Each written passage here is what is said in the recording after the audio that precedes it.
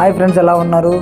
నేను Venkat thoughts YouTube channel. Friends, నేను రీసెంట్గా ఒక వీడియో అప్లోడ్ చేశాను. అప్లోడ్కి చాలా మంచి రెస్పాన్స్ వచ్చింది. ఫ్రెండ్స్, ఏంటంటే ఒక వ్యాయామం ఒకటే కాదు, మన గేమ్స్ మీద కూడా మనకి ఎంతో కొద్దిగా పట్టుంది.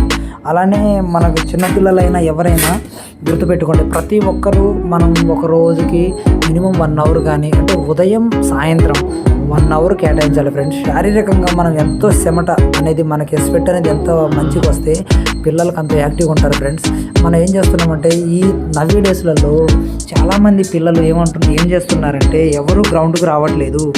అంటే ఒకటి, చిన్నప్పటి నుంచే పిల్లలు పీసీఓడితో బాధపడుతున్నారు. ఎందుకు బాధపడుతున్నారు? మనం జంక్ ఫుడ్ ఒకటే కాదు, పిల్లల్ని శారీరకంగా మానసికంగా గ్రౌండ్లో కూడా వదిలేయాలి.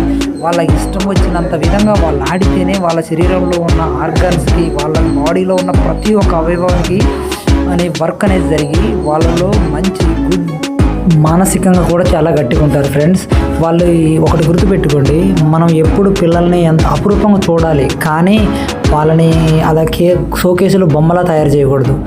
ఒకటి, ఇప్పుడు ఫర్ ఎగ్జాంపుల్ అభివృద్ధి చెందిన దేశాల్లో చైనా ఉంటుంది. చైనా చూడండి ఎంత వేగంగా అభివృద్ధి చెందుతుందో, అలానే వాళ్ళ పిల్లలకి మనం గోల్డ్ మెడల్ కాడ నుంచి ఒలింపిక్స్లో ప్రతి ఒక్క మెడల్ మనకు తెలియని గేమ్ చాలా ఉన్నాయి. ఆ గేమ్స్లో ప్రావీణ్యాన్ని పొంది వాళ్ళు ఏం చేస్తారంటే, వాళ్ళు ఒలింపిక్స్లో వాళ్ళకు మినిమం 40-50 తగ్గకుండా మెడల్స్ వస్తాయి. మనకి 1-2 వస్తేనే మనం పొంగిపోతాం. చూడండి, యువత తప్పు దారి పడడానికి కారణం ఏంటంటే, వాళ్ళని ఎక్కువ చిన్నప్పటి నుంచే సరైన గైడ్లైన్ లేకుండా, సరైన వసతులు లేకపోవడం. ఇంకోటి ఏంటంటే, వాళ్ళకి ప్రోత్సాహం అనేది కలగాలి. ఏం చేస్తారంటే, ఇప్పుడున్న ప్రజెంట్గా జనాలు ఒకటి చేస్తారు. ఏంటి?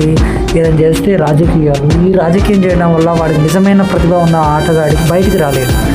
వాళ్ళకి అక్కడ చైనాలో కానీ, అభివృద్ధి చెందిన దేశాలు చైనా ఎందుకుంటున్నారంటే, అక్కడ ఉన్న యువత ఎప్పుడు సెల్ఫ్ ఎంప్లాయ్మెంట్ మీదే ఉంటారు. ఫ్రెండ్స్, అలానే మనం కూడా మన భారతదేశంలో కూడా మారాలి. ఈ కొన్ని స్వతంత్రంగా ఉన్న టాలెంట్, వాళ్ళు ఏ టాలెంట్ ఉన్నదో ఆ టాలెంట్ బయటికి రావాలి. అలా టాలెంట్ బయటికి రావాలంటే మొదటిగా వాళ్ళ తల్లిదండ్రులే దాన్ని ప్రోత్సహించాలి. మనం ఫస్ట్ ఏమనుకుంటాం, చదువు ఒక్కటే కాదు. ఫ్రెండ్స్, చదువుతో పాటు సంస్కారం ఉండాలి, చదువుతో పాటు క్రమశిక్షణ ఉండాలి, చదువుతో పాటు డిసిప్లిన్ ఉండాలి, చదువుతో పాటు ఈ శారీరక సంబంధించిన ప్రతి ఒక్క విషయంలో ఉంటేనే శారీరకంగా గట్టుకుంటేనే మానసికంగా గట్టుకుంటారు. ఫ్రెండ్స్, గుర్తుపెట్టుకోండి.